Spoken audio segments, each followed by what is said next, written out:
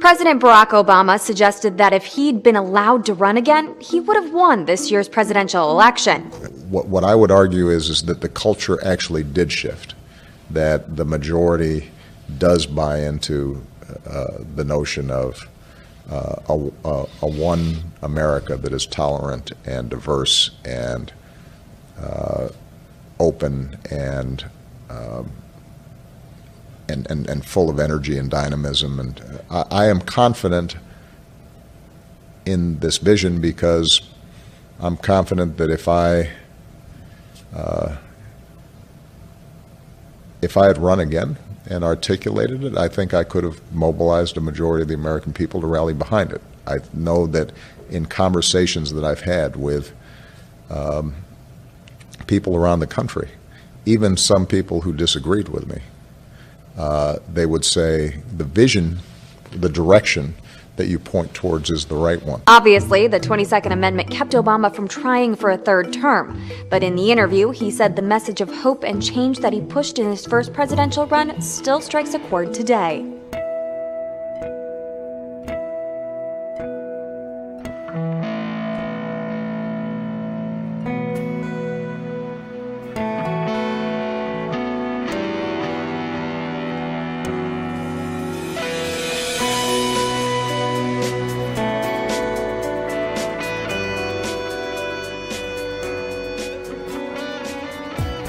The epidemic of malicious fake news and false propaganda that flooded social media. Facebook fights back against an avalanche of fake news. Spread of fake news. Fake news. Fake news to be flagged by the so-called fact checkers. They reside under the IFCN, or Poynter's International Fact-Checking Network. Here's an interesting thing about Poynter, the supposed esteemed leader of journalism in the world.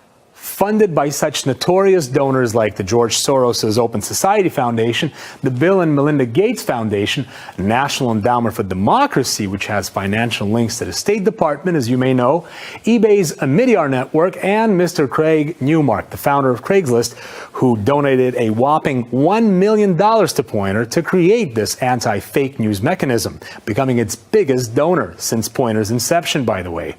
All seems fine and dandy, until we fact-check that Craig Newmark is a Clinton campaign donor.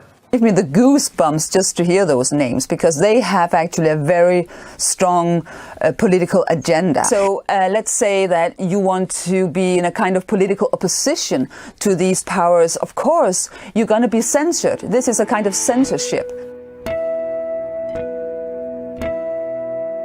Germany is reportedly taking action amid growing concerns over the spread of fake news, with plans to create a special government unit to counter misinformation. Western media have already dubbed the unit the Ministry of Truth. According to a document cited by German news site Der Spiegel, the Interior Ministry fears that the rise of fake news could influence the 2017 federal election. Senior politicians from Chancellor Merkel's ruling party seem so worried by Russia's perceived meddling that they're even calling to make targeted fake news campaigns a crime.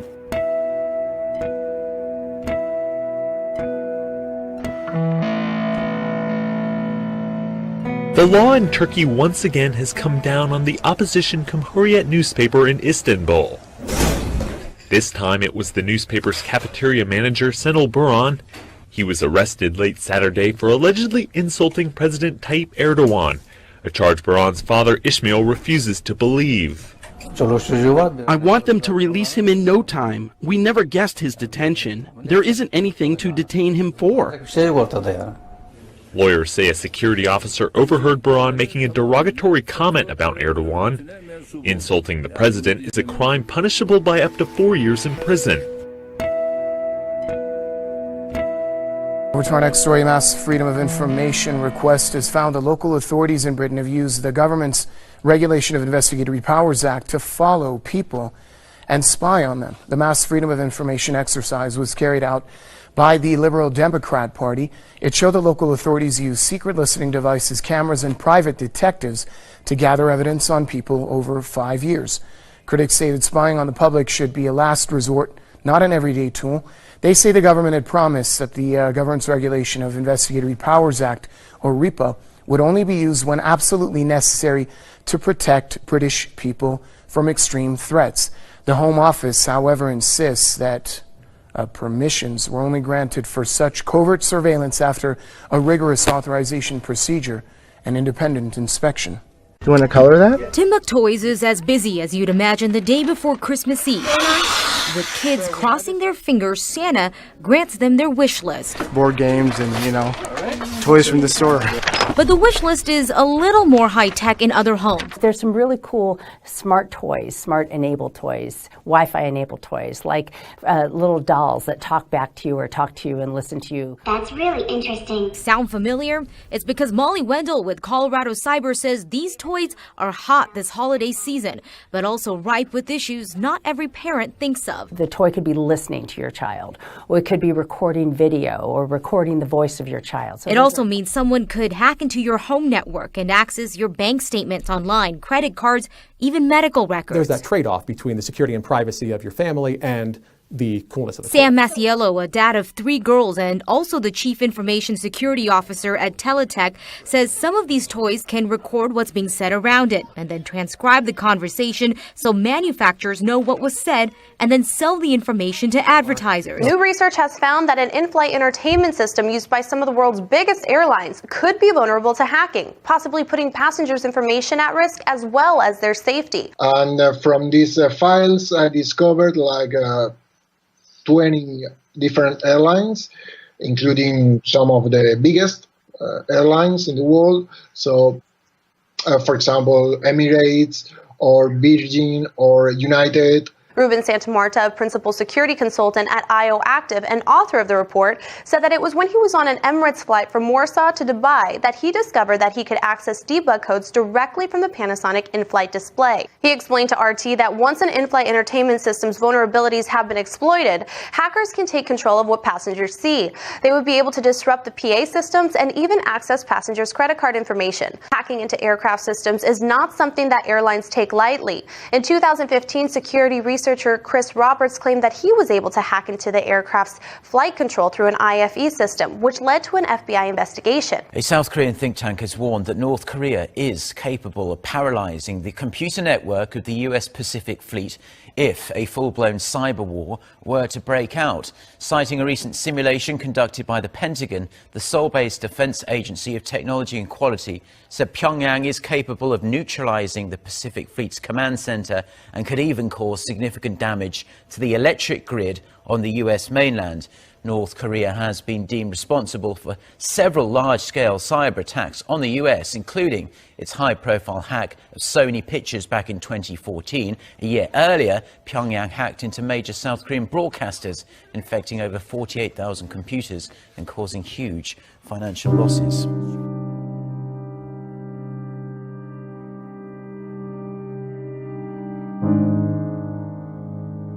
We are certainly going to request a future date recognition of our independence and the recognition of our independence referendum results, as we're going to request that the entire international community, after we hold our referendum, recognizes the results. We want to lay the groundwork for that now.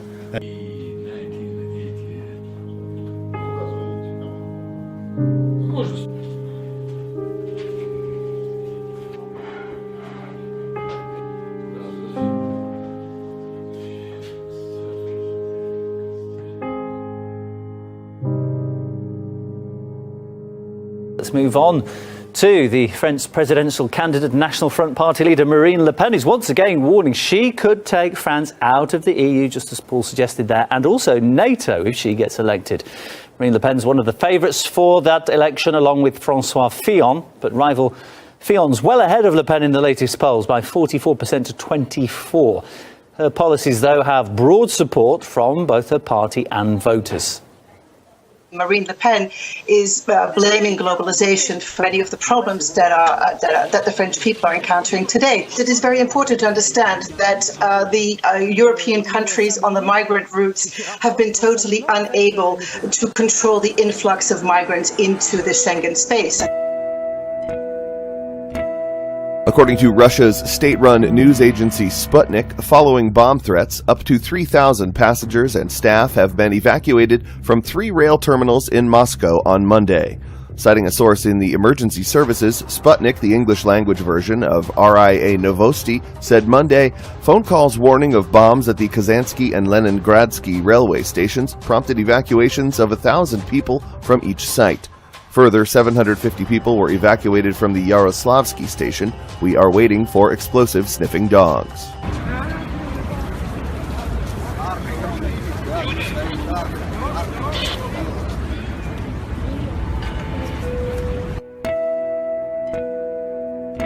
Russia's transport minister says pilot error or a technical fault and not terrorism was the likely cause of Sunday's plane crash in the Black Sea.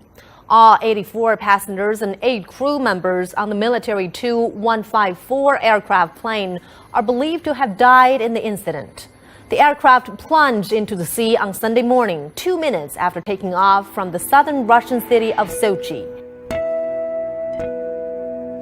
According to India's Defense Research and Development Organization and Defense Ministry, the country successfully tested its most powerful nuclear-capable missile on Monday. CNN reports the missile was fired from a canister on a mobile launcher from an island off the coast of the eastern Indian state of Odisha. Indian Prime Minister Narendra Modi said on Twitter, "Successful test firing of Agni-5 makes every Indian very proud. It will add tremendous strength to our strategic defense." This was the 4th successful test of the ICBM. The first one was launched in 2012. Turkey has called on members of the United States-led coalition fighting Islamic State to assist in air support to Turkey-backed troops laying siege in the ISIL-held northern Syrian town of al-Bab. Rebels supported by Turkish troops are battling ISIL in the Euphrates Shield operation launched almost 4 months ago. The operation aims to sweep the Sunni hardliners and Kurdish fighters from Turkey's border with Syria. Turkish officials confirmed that a total of 226 ISIL militants had been neutralized in latest operations around al-Bab, with intense diplomatic efforts underway to establish a ceasefire across Syria. Since Boko Haram began its uprising in 2009, the jihadists have focused a lot of their attention on abducting women and girls. The most notable incident was the kidnapping of more than 200 schoolgirls from their dormitory, which gained global attention. A number of victims became sex slaves of the militants. Now it seems like senior Boko Haram members are providing specific instructions to younger boys for raping women and girls at gunpoint. The Daily Beast published a story about a child soldier who was forced to watch and learn from Boko Haram members assaulting women. The jihadist group has recently lost many senior members from battles with the army, so they've been kidnapping new child soldiers to make up for the losses. Hey, should professors be armed on college campuses to help prevent active shooters? That's what one Florida university has decided, and they've had the sheriff's department to help make it happen. The only thing that stops a bad guy with a gun is a good guy with a gun. Our goal is to give them shock and awe before they can deliver shock and awe. So here to tell us about this program is Southeastern University's president, Dr. Ken Engel. What prompted this action? Well, at the very heart of this is to provide absolute commitment to a safe and secure environment for our university community, our faculty, staff, and students. I mean, when our students walk on our campus, they are trusting us to provide a sense of safety and security. And with the recent attacks at Ohio State University and Wayne State, you look at Roseburg, Oregon, the community college attack, we knew immediately we need to take steps to create another layer of security to combat a couple of issues. We want to provide prevention, and we also want to be able to respond rapidly to prevent, of course, loss of life and injuries.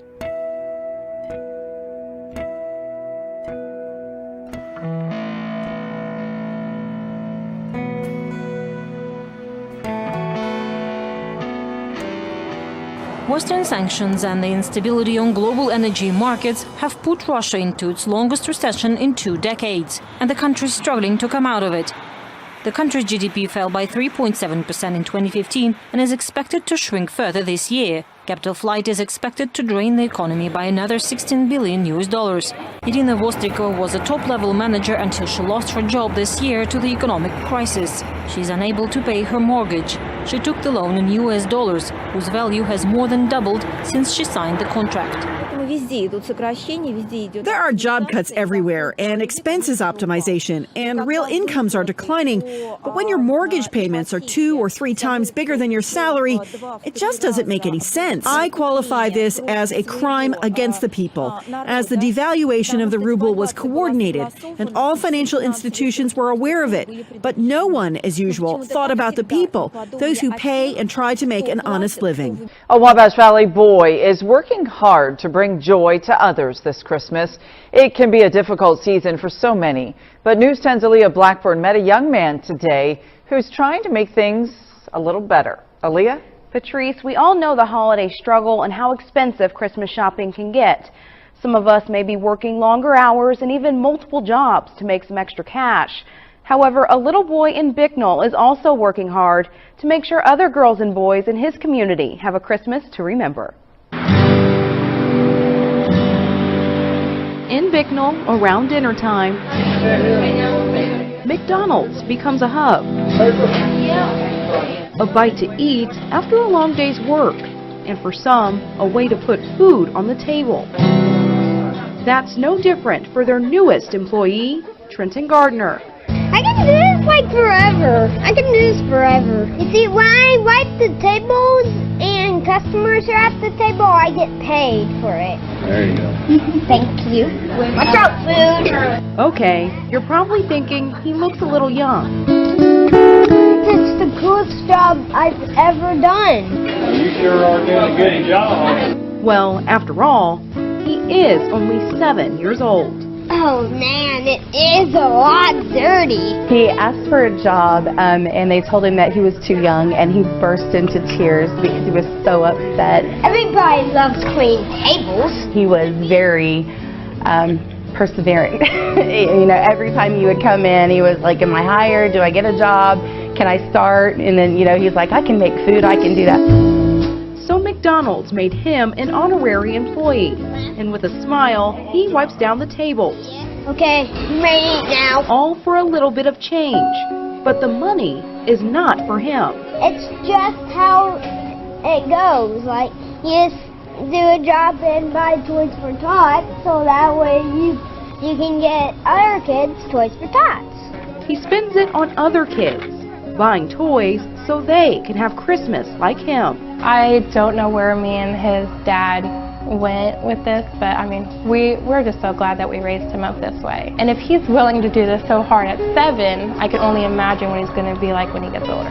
Learning how the value of a hard-earned dollar can go a long way.